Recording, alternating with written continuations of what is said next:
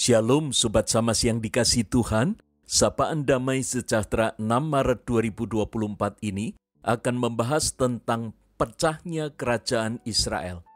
Apa sebenarnya yang terjadi di balik peristiwa menyedihkan yang telah mengoyak lembar indah sejarah bangsa pilihan Allah ini?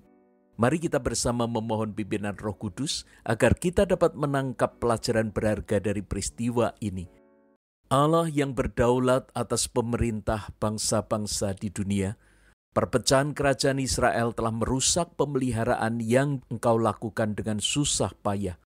Beri kami hikmat untuk mempelajari dengan hati-hati, agar coretan-coretan yang telah melukai hatimu ini tidak terulang lagi dalam kehidupan kami.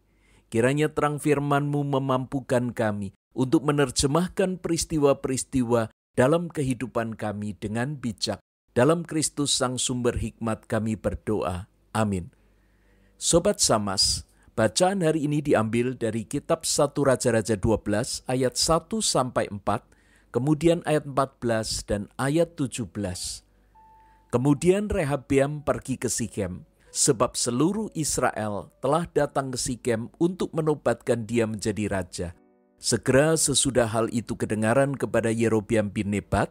Pada waktu itu dia masih ada di Mesir, sebab ia melarikan diri ke sana dari hadapan Raja Salomo.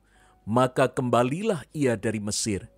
Orang menyuruh memanggil dia, lalu datanglah Yerobeam dengan segenap jemaah Israel dan berkata kepada Rehabeam, "Ayahmu telah memberatkan tanggungan kami, maka sekarang ringankanlah pekerjaan yang sukar yang dibebankan ayahmu dan tanggungan yang berat yang dipikulkannya kepada kami, supaya kami menjadi hamba-Mu." Ayat 14, ia mengatakan kepada mereka menurut nasihat orang-orang muda, "Ayahku telah memberatkan tanggungan kamu, tetapi aku akan menambah tanggunganmu itu. Ayahku telah menghajar kamu dengan cambuk, tetapi aku akan menghajar kamu dengan cambuk yang berduri besi." Ayat 17, sehingga Rehabeam menjadi raja hanya atas orang Israel yang diam di kota-kota Yehuda. Sobat Samas yang dikasihi Tuhan, catatan sejarah telah membuktikan bahwa pasang surutnya prestasi bangsa-bangsa sebagian besar disebabkan oleh para pemimpin mereka. Ketika bangsa Israel ditawan di Mesir, kondisi mereka amatlah menderita.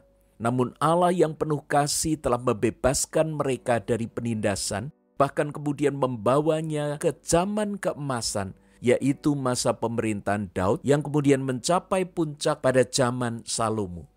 Setelah Salomo wafat, maka kondisi Israel berubah drastis. Dengan terpecahnya kerajaan itu menjadi dua. Wafatnya Salomo di tahun 922 sebelum Masehi membuat Rehabeam, anak laki-lakinya, dinobatkan menjadi raja. Namun demikian 10 suku di utara memberontak dan membentuk kerajaan yang kemudian dikenal sebagai Kerajaan Israel atau Kerajaan Utara di bawah pimpinan Yerobeam. Sehingga Rehabeam memimpin kerajaan selatan yang dikenal sebagai Kerajaan Yehuda yang hanya berisi 2 suku, yaitu suku Yehuda dan suku Benyamin. Ada beberapa hal yang menjadi pelajaran penting bagi kita terkait perpecahan ini. Yang pertama adalah rendahnya kepedulian.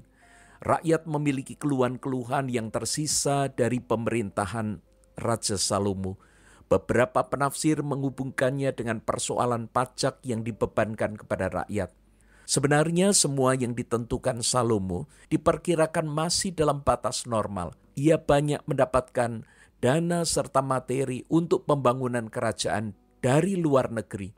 Namun sebaik apapun sebuah pemerintahan, selalu ada pihak-pihak yang tidak puas dan meniupkan isu-isu yang miring. Setelah kematian Salomo, rakyat bersama Yerobeam membawa keluhan mereka kepada Rehabeam. Namun Rehabeam tidak peka, bahkan memberikan ancaman kepada mereka.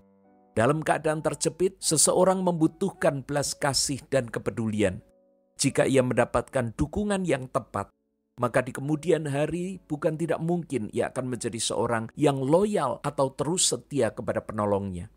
Rehabeam tidak dapat melihat peluang ini.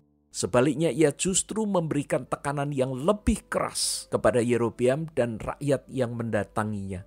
Hal ini menimbulkan sakit hati dan pemberontakan. Yang kedua adalah tentang lemahnya kepemimpinan. Dalam mengambil sebuah keputusan besar dibutuhkan data-data yang kuat, referensi dan rekomendasi yang bisa dipertanggungjawabkan, sehingga seorang dapat mempertimbangkannya dan sang pemimpin itu bisa mengambil keputusan dengan tepat. Sebetulnya Rehabeam sudah memulai dengan baik, karena dia mendengarkan masukan dari para tua-tua yang dulu mendampingi Salomo. Namun kemudian nasihat orang-orang muda sebayanya justru mengotori keputusannya. Dua pandangan ini bukan sekedar mewakili pandangan dari generasi tua dan muda secara usia. Namun juga ada perbedaan visi, kematangan berpikir, serta pengendalian diri. Sehingga para tua-tua itu justru memiliki visi yang jauh ke depan. Mungkin saja dulu mereka ikut andil dalam membuat kebijakan yang mengakibatkan Yerobeam melarikan diri atau menekan rakyat. Namun sekarang mereka justru lebih terbuka untuk boleh menerima kembali orang-orang itu. Sedangkan kaum muda yang sebaya yang harusnya bisa berpikir lebih terbuka, justru mau menunjukkan ambisi serta menyombongkan kekuatan serta kehebatan mereka. Akhirnya Rehabeam mengambil keputusan yang salah. Kerajaan Israel terbelah, sehingga Rehabeam hanya membawai 2 suku, Yehuda dan Benyamin. Sementara 10 suku lainnya terlepas. Mereka memberontak, memisahkan diri, lalu membentuk kerajaan utara.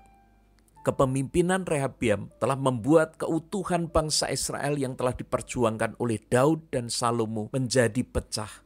Yang ketiga, kita belajar tentang masalah ego dan kesombongan. Bacaan hari ini menunjukkan bahwa salah satu penyebab terbelahnya bangsa Israel adalah masalah ego dan kesombongan Rehabeam. Mungkin dia tidak pernah mengira bahwa kerajaan akan terpecah. Dia begitu yakin bahwa pemberontak itu tidak akan berani. Persoalan ego dan kesombongan Rehabeam ini diperkuat oleh provokasi orang-orang muda yang sebayanya. Nasihat mereka sangat kasar dan melukai. Kelinggingku lebih besar daripada pinggang ayahku. Ayahku telah membebankan kepada kamu tanggungan yang berat, tetapi aku akan menambah tanggungan kamu. Ayahku telah menghajar kamu dengan cambuk, tetapi aku akan menghajar kamu dengan cambuk yang berduri besi. Rehabeam lebih menyukai orang-orang yang membuatnya melakukan cara-cara kasar dan kejam. Mereka yang menasihatinya mau menunjukkan bahwa ia punya kuasa dan mampu berbuat demikian. Yang keempat, kesalahan dalam menyikapi konflik dalam peralihan kepemimpinan. Mari kita perhatikan nasihat dari para tua-tua di ayat yang ke-7.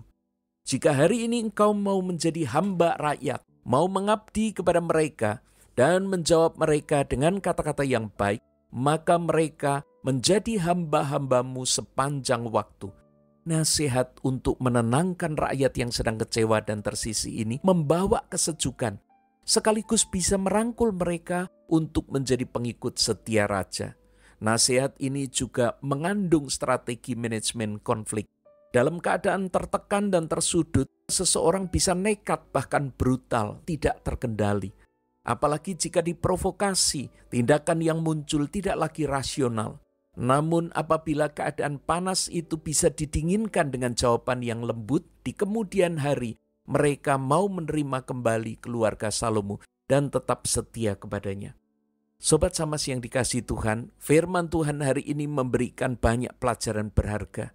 Yang pertama, mari kita belajar untuk peka dan peduli terhadap kesulitan dan pergumulan yang dihadapi oleh orang-orang yang ada di sekitar kita.